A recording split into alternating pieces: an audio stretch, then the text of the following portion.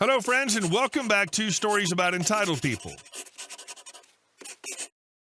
Let's kick off this video with a story about audacity, bad excuses, and a little family drama for good measure.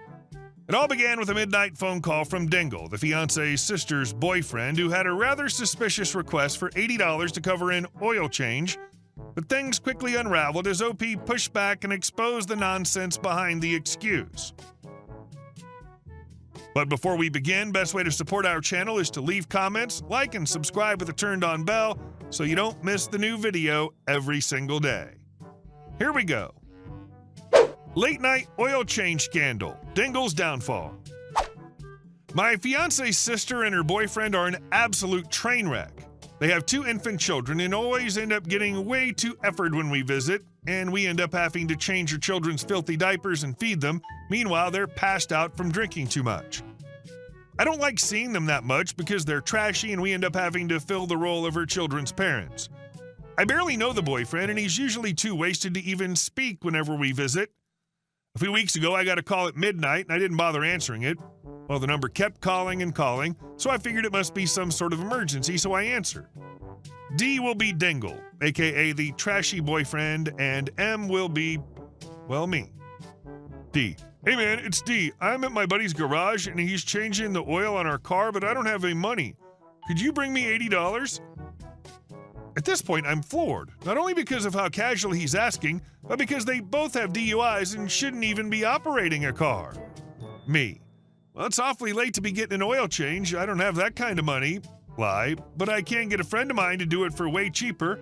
Hell, I could even call in a favor and he could do it for free. Maybe sometime tomorrow. I could pick up the car and bring it to my buddy's garage and drive it back to you. Dingle scrambles for a moment. D: No, that's okay, man. I only trust my friend to work on my car. So can you bring me the $80? I knew I had him in a corner. The money was clearly for some illegal crap and he had nowhere to go, so I pushed a little more. Me: Wow, $80 is a lot for an oil change. Mr. Lube doesn't even charge that much, even for synthetic oil. D: Yeah. Authentic, that's the word. He said he's going to use the premium oil, so I need the money. We can't drive our car without getting the oil changed. Why can't you just bring me the money? Me: Well, because it's near 1 in the morning and I'd have to drive 40 minutes to bring the money I said I don't have. Unless you're thousands of kilometers over, it should be fine with no issues. But if you can hold off until tomorrow, like I said, I'm sure my buddies would have no problem changing it for free. He owes me a few favors. I could happily cash one in for you. Dingle realizes he's really backed into a corner. It's fight or flight at this point, so he doubles down. D: Look, man, I don't know why you're being such a jerk. I can't drive the car without getting the oil changed. It's inoperable, and if I can't drive the car, then my daughters will starve. You're taking food out of my children's mouth. How do you sleep at night? Me: I actually sleep pretty soundly, except for nights when I'm getting woken up by junkies asking for money. At this point, D hung up the phone, and I didn't hear from them for a few days until we ended up going to my fiance's grandpa's house, and there we ran into them. When we walked in, they were guilting my fiance's poor grandpa into lending them money, saying they need to get an oil change, and now they need $100. These effing people, man, no shame at all. As soon as I heard this, I shook my head and piped up. Me: Hey man, did you still want me to contact my friend about getting your oil changed for no cost? My fiance's grandpa looked at me and then looked at my fiance's sister and Dingle. He immediately knew they were up to no good and instead pushed why I don't get the service done for free from my friend. My fiance's sister grabbed her purse and stormed out in a big hurry, not before yelling, "OP's always causing drama. I effing hate him. You have no idea what it's like to be a mother. Dingle, get the kids." She stormed out, and Dingle gathered up his 2 children and didn't say a word to my fiance's family as he left. My fiance's uncle ended up taking me up on that offer after I'd heard he needed to get an oil change. First off, Dingle, what a name, right? And his partner sound like they're playing some Olympic-level games of irresponsibility. 2 kids, a penchant for passing out drunk, and a knack for creatively begging? Classic combo for chaos. And the midnight oil change scam? That's the most low-effort, high-cringe con I've ever heard. Like, authentic oil? Really? That's the level of brain power he brought to this operation? And our second story. the day the CEO put an entitled employee in his place. A few years ago, my mom worked in customer service for an energy company. Her role was to answer phone calls, resolve customer issues, and handle inquiries. She was one of the earliest employees there, and because of that, she got to know everyone, including the CEO. She described him as a laid-back, down-to-earth guy who dressed casually and often blended in with the rest of the staff. He had a reputation for being approachable, which made him well-liked. As the company grew, more employees were brought on board. Among them was that guy, you know the type. This new hire was arrogant, dismissive of others, and seemingly allergic to rules. He constantly made mistakes, but was quick to correct others, even when he was wrong. Worst of all, he had a fiery temper. If anyone dared to call him out, he'd explode, yelling, "Who the F do you think you are?" to insert minor offense here. Despite multiple complaints, their manager, either too kind or too scared, never dealt with them. One day, this guy hit peak entitlement. He was on a customer call, barely paying attention to the conversation as he played a game on his phone. The CEO happened to be on the floor after a meeting and noticed the employee's blatant disregard for company policy. Calmly, he walked over to address the issue.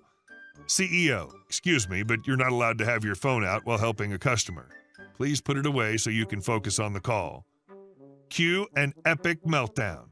The guy threw his headset off, stood up, and screamed in the CEO's face, stomping his foot for emphasis. "Entitled employee, and who the F do you think you are telling me how to do my effing job?" For a moment, the CEO just stared at him, clearly processing the sheer audacity. Then he did something no one expected. CEO: "Well, I just so effing happen to be the effing CEO of this effing company."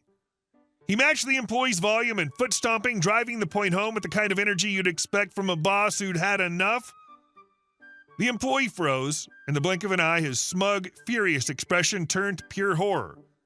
According to my mom, he went from a deep red to ghostly white in seconds. The CEO, unfazed, picked up the headset, realizing the customer had heard the entire exchange. CEO, calmly: "Hello, ma'am. I deeply apologize for what you just heard. How can I help you today?" He handled the customer's issue in under a minute, apologized again, and assured her that the employee responsible was being terminated. Hanging up, he turned back to the entitled employee. "CEO, you're fired. Pack up your things and leave. Now."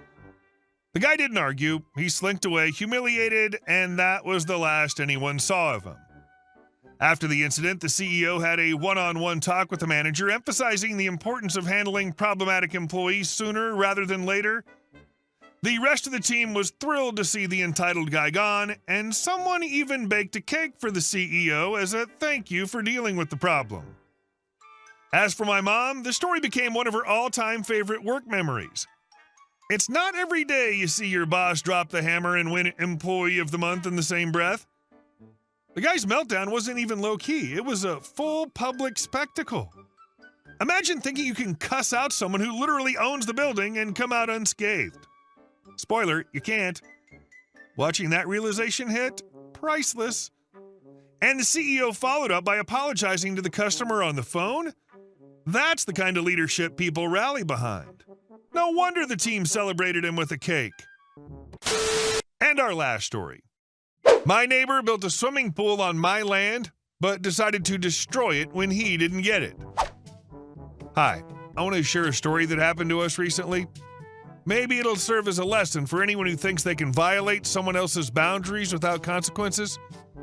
My wife and I travel to our small hometown in Kentucky every year. It's a bit of a tradition. We visit family, enjoy homemade cooking, and importantly, get a month's break from our unbearable neighbor, Den. This guy and his family have made life hell for the entire neighborhood for the last 15 years. I've got a pretty big lot, maybe bigger than all the nearby houses, and definitely bigger than Den's. I know from the previous owner that Den's grandfather was a raging alcoholic who sold off most of his land to pay his debts, and the previous owner of my house was lucky enough to buy that land because his wife wanted to plant fruit trees. This year, when we got home, we found something, shall we say, unexpected. Our fence was gone, and in its place, there was a brand new pool that the neighbor had built for himself. Except it wasn't even a nice pool. It was a hole in the ground with a somewhat crookedly installed plastic pool insert. Who do you think did this? Of course, it was Den. When I knocked on his door demanding an explanation, the conversation went something like this. Me: Den, what the hell is a pool doing in my yard? Den, grinning, how do you like my new pool? Me: yours? This is my property. Den: actually, not anymore. I've been using that part of the yard for a few years, so now it's mine.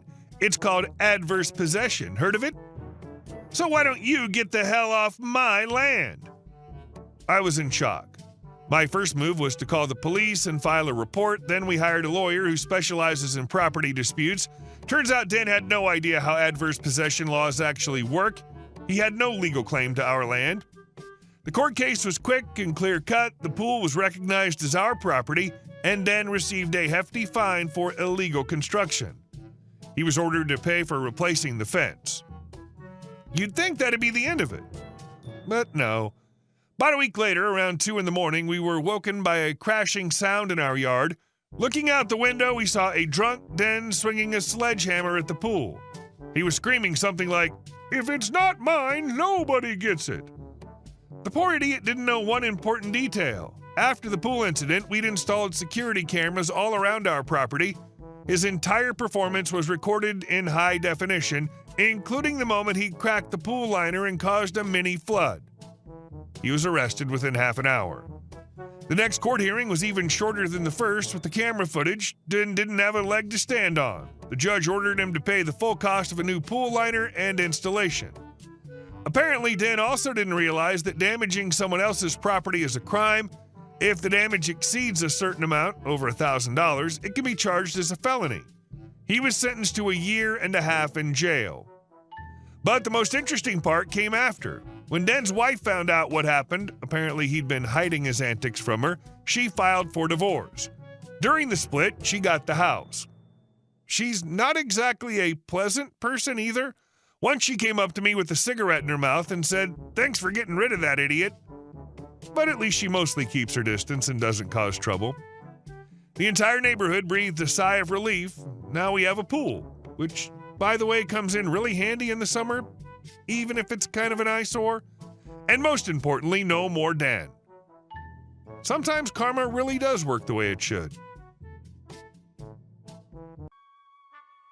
Hey guys, thank you all for watching the video. I'll see you in the next one.